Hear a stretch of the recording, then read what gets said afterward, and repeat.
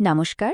আজ আমরা doctor Steven গান্ড্রির লেখা দারুণ একটি বই দ্য গাট ব্রেন প্যারাডক্স নিয়ে কথা বলবো। এই বইটা আমাদের অন্ত্র মানে আমাদের হজমতন্ত্র আর আমাদের মস্তিষ্কের মধ্যে যে একটা গভীর রহস্যময় সম্পর্ক আছে সেটাকে সামনে নিয়ে আসে। চলুন আজ জেনে নিই আমাদের মানসিক স্বাস্থ্যের আসল চাবিকাঠিটা ঠিক কোথায় লুকিয়ে আছে। প্রথমে একটা ছোট্ট প্রশ্ন, আমাদের কি কখনো এমন হয় না যে কোনো কিছুতে ঠিকমতো মনোযোগ দিতে পারছি না বা মাথাটা কেমন যেন পরিষ্কার লাগছে না, যেটাকে আমরা ব্রেন ফগ বলি? আচ্ছা, এই ব্রেন ফগের কারণটা কি সত্যি আমাদের মস্তিষ্ক, নাকি এর শেকড়টা অন্য কোথাও? এখানেই বইটির মূল বিষয়টা লুকিয়ে আছে। ডক্টর গান্ড্রি বলছেন যে আমাদের বেশিরভাগ মানসিক সমস্যা, যেমন ধরুন উদ্বেগ, ভুলে যাওয়ার প্রবণতা বা মন খারাপ, এগুলোর শুরুটা আসলে মস্তিষ্ক থেকে হয় না, বরং এর শুরুটা হয় আমাদের অন্ত্র থেকে। ব্যাপারটা কিন্তু বেশ সহজভাবে বোঝা যায়। আমাদের মস্তিষ্ককে চালানোর জন্য যে জরুরি কেমিক্যালগুলো দরকার সেগুলো তৈরি হয় আমাদের অন্ত্রে। এখন কোনো কারণে যদি আমাদের অন্ত্র ক্ষতিগ্রস্ত হয় তখন সেটা মস্তিষ্কে ভুলভাল সিগন্যাল পাঠাতে শুরু করে, আর তার ফলেই মস্তিষ্কের ভেতরে এক ধরনের প্রদাহ বা ইনফ্ল্যামেশন তৈরি হয়, যা আমাদের পুরো মানসিক অবস্থাকেই এলোমেলো করে দেয়। তাহলে প্রশ্ন হল, এই ক্ষতির পেছনে দায়ী কে? আসলে আমাদের শরীরের ভেতরেই এমন কিছু অদৃশ্য শত্রু লুকিয়ে আছে যারা অন্ত্র আর মস্তিষ্কের এই দারুণ সংযোগটাকে নষ্ট করে দেয়।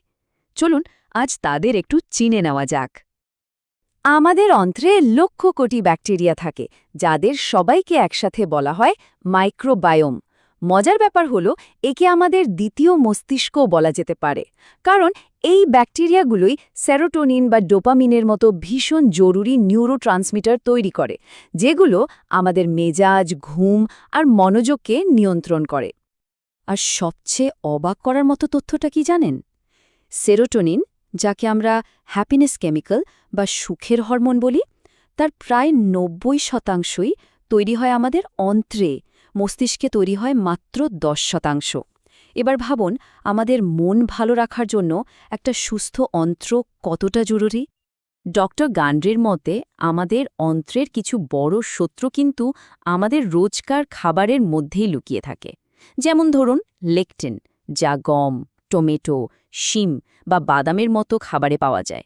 এছাড়াও চিনি, যে কোনো ধরনের প্রসেসড ফুড আর আর্টিফিশিয়াল সুইটনার, এগুলো আমাদের অন্ত্রের দেয়ালের জন্য খুবই ক্ষতিকর।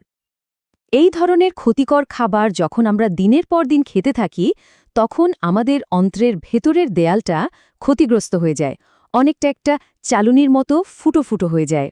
এই অবস্থাকেই বলা হয় লিকি গাট। এর ফলে কি হয়? বিষাক্ত পদার্থ আর হজম না হওয়া খাবারের কণাগুলো সরাসরি রক্তে মিশে যেতে শুরু করে আর সারা শরীরে একটা প্রদাহ তৈরি করে। আর এই পুরো প্রক্রিয়াটা একটা চেইন রিয়াকশনের মতো কাজ করে। প্রথমে অন্ত্রের দেওয়াল ক্ষতিগ্রস্ত হল, তারপর সেই ফুটো দিয়ে বিষাক্ত পদার্থ রক্তে মিশল, আর শেষে সেই রক্ত মস্তিষ্কে পৌঁছে সেখানেও প্রদাহ তৈরি করল, যার সরাসরি ফল হল ব্রেন ফগ, উদ্বেগ আর ডিপ্রেশনের মতো মারাত্মক সমস্যা। কিন্তু একটা প্রশ্ন মনে আসতেই পারে, অন্ত্র আর মস্তিষ্ক তো একে অপরের থেকে অনেক দূরে, তাহলে তারা নিজেদের মধ্যে কথা বলে কিভাবে? আসলে তাদের মধ্যে একটা গোপন যোগাযোগের রাস্তা আছে। এই যোগাযোগের মূল সুপারহাইওয়ে হল ভেগাস নার্ভ। আমাদের অন্ত্রে কোনো সমস্যা হলে বা কোনো রকম অস্বস্তি তৈরি হলে সেই খবরটা এই নার্ভের মাধ্যমে সঙ্গে সঙ্গে মস্তিষ্কে পৌঁছে যায়। সোজা কথায়, অন্ত্র ভালো না থাকলে মস্তিষ্ক শান্ত থাকতে পারে না। তবে ভালো খবর হলো, কিছু সহজ অভ্যাস দিয়ে আমরা এই ভেগাস নার্ভকে শান্ত রাখতে পারি, যেমন লম্বা করে গভীর শ্বাস নেওয়া, মেডিটেশন করা আর তাড়াহুড়ো না করে ধীরে ধীরে মন দিয়ে খাবার খাওয়া। এই অভ্যাসগুলো শুধু অন্ত্রকেই নয়, আমাদের মনকেও শান্ত করে। তো এতক্ষণ তো আমরা সমস্যাগুলো নিয়ে আলোচনা করলাম। এবার চলুন ডক্টর গান্ড্রির দেওয়া ৩ ধাপের একটা সমাধান পরিকল্পনার দিকে নজর দিই, যা দিয়ে এই চক্রটাকে ভাঙা সম্ভব। প্রথম ধাপ হল কিছু জিনিসকে বিদায় জানানো, যেমন চিনি, আটা, ময়দার মতো শস্য, বেশি লেকটিনযুক্ত খাবার যেমন শিম, ভুট্টা বা সয়াবিন, আর সব ধরনের প্রসেসড খাবার ও সিড অয়েলস, এগুলোকে তালিকা থেকে বাদ দিতে হবে। দ্বিতীয় ধাপে আমাদের অন্ত্রকে সারিয়ে তোলার জন্য কিছু উপকারী খাবার যোগ করতে হবে, যেমন অলিভ অয়েল, অ্যাভোকাডো, সবুজ শাকসবজি, মাশরুম এবং পলিফেনল সমৃদ্ধ খাবার। এর সাথে সাথে প্রাকৃতিক উপায়ে চড়ে খাওয়া পশুর মাংস ও সামুদ্রিক মাছও খুব কাজে দেয়।